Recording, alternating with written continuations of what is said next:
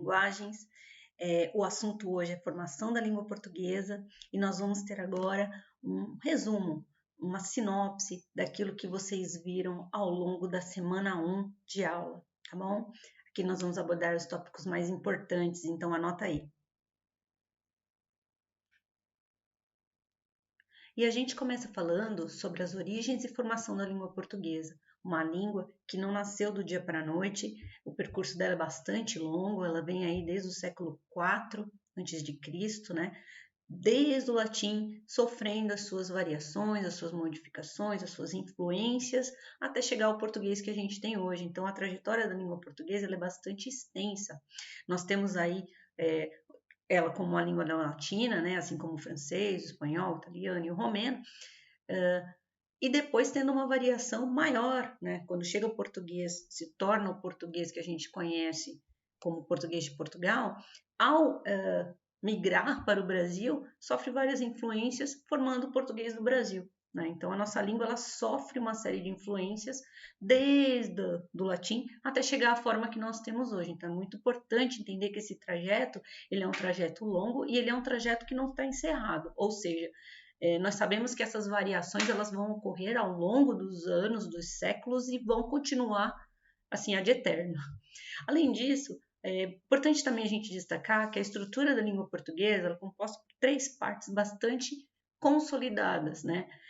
Uma dentro da outra e que cada uma delas tem importância igual. Então a gente tem aí a morfologia, que é o estudo das palavras, da origem das palavras e assim por diante, é o que nós vamos ver hoje.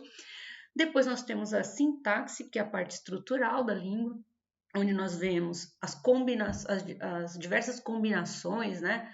As estruturas que compõem a nossa língua em termos de gramática mesmo. E, finalmente, a gente tem a semântica, que é a detentora do sentido, né? Muitas vezes a gente tem frases que são sintaticamente semelhantes, porém semanticamente diferentes. Então, é muito importante a gente saber que cada uma dessas partes que compõem a estrutura da nossa língua são de igual importância. E a aula ela focou bastante na questão dos processos de formação de palavras. Né? A língua portuguesa ela tem 2 processos que são mais importantes, né? Que são os de destaque realmente, que é a derivação e a composição, porém é observado que outras formas de formação de palavras também ocorrem na nossa língua, assim como em todas as outras línguas mundo afora, tá?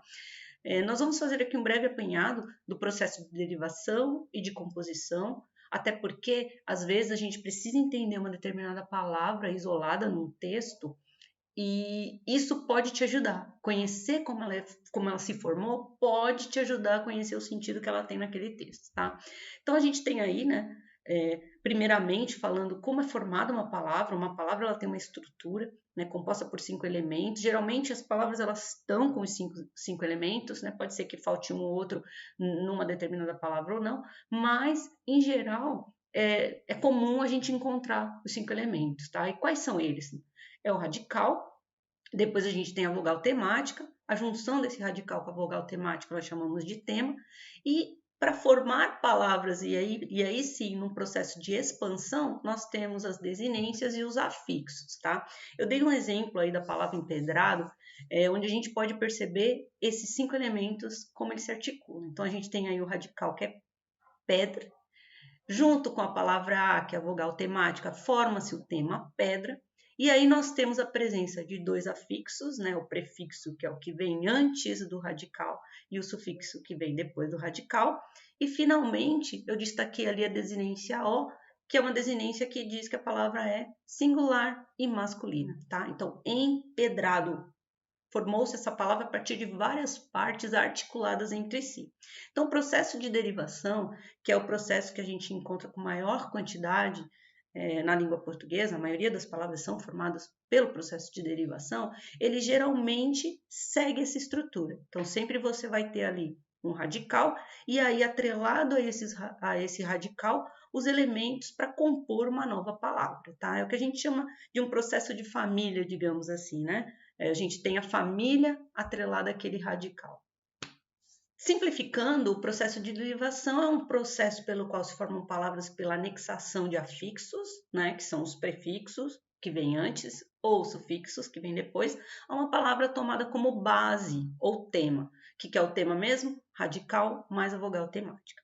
Então, a gente tem aí os 6 tipos de derivação, e eu vou dar um exemplo de cada um, chamando atenção para alguma coisa que seja mais marcante, tá? Então, o primeiro tipo de derivação é prefixal, onde você tem um radical e coloca nele um prefixo. O que é o prefixo? É algo que vem antes desse radical. Então, aí o radical é leal, o prefixo des forma a seguinte palavra, desleal. Na derivação sufixal, a colocação desse afixo é depois do radical, então é por isso que tem esse nome de sufixo. Então, a gente tem o radical leal, que é o mesmo, colocamos o sufixo dade, virou lealdade, uma segunda palavra formada a partir de leal. A gente também tem um tipo de derivação chamado derivação prefixal e sufixal. Tá? Presta bem atenção. Se a derivação prefixal é anexação de um prefixo e a sufixal é anexação de um sufixo, a gente tem uma derivação prefixal e sufixal quando nós colocamos esses 2 elementos a um radical.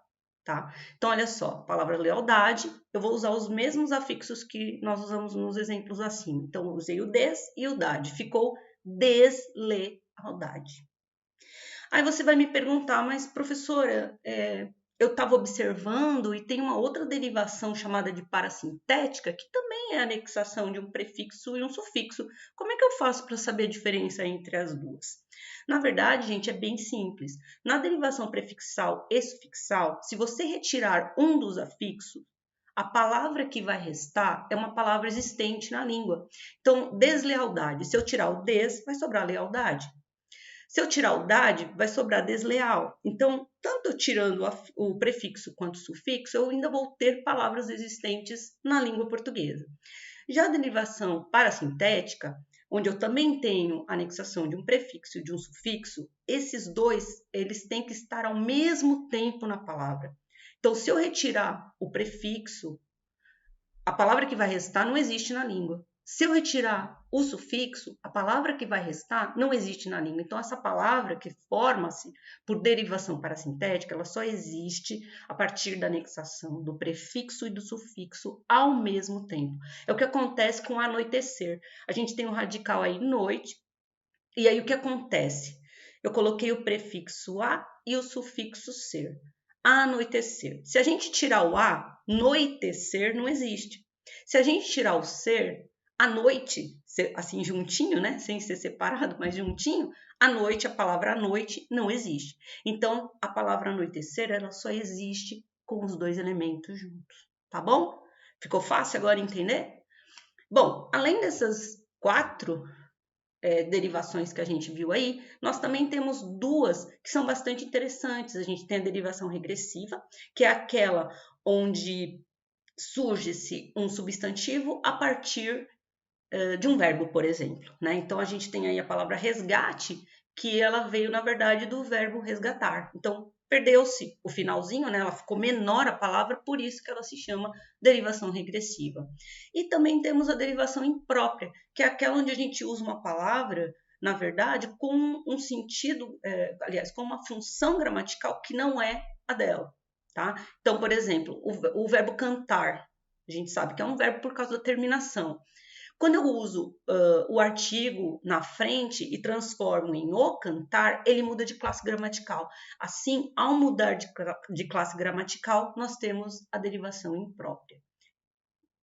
O segundo processo de formação de palavras, também em maior abundância na língua portuguesa, é a composição. A composição é mais simples que a derivação. Por quê? Porque é aquele processo onde a palavra se forma pela agregação de 2 ou mais bases ou temas, ou seja, você pegar 2 palavras que separadas significavam uma coisa, juntar e elas terem um terceiro sentido, tá? Um terceiro significado.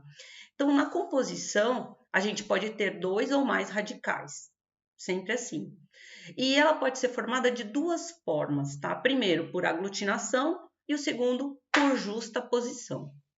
O que seria o processo de composição por aglutinação?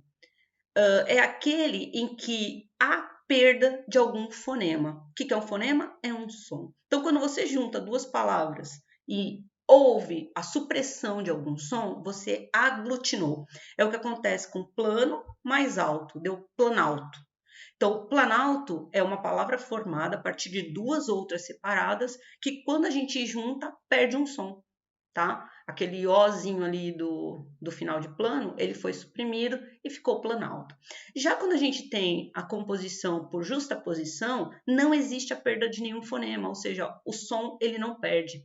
E aí eu te trago dois exemplos para você ver como é que pode acontecer. O primeiro é gira mais sol, que deu girassol. E o segundo, obra mais prima, que deu obra-prima. No primeiro exemplo, girassol ganhou mais um S, mas isso é uma convenção gráfica da língua portuguesa. Entretanto, o som se manteve um só. Então, girassol, gira, formado por gira mais sol, não houve nenhuma perda sonora. Já a obra-prima está bem mais fácil, né? Coloca-se lado a lado, o hífen está presente, apesar de que com a reforma ortográfica muitas palavras perderam o hífen, mas esse aqui não foi o caso. Então, nós temos aí obra-prima, uma terceira palavra formada a partir de duas. Além do processo de derivação e de composição, há outros processos que também podem formar palavras na língua portuguesa e assim também funciona em outras línguas, né?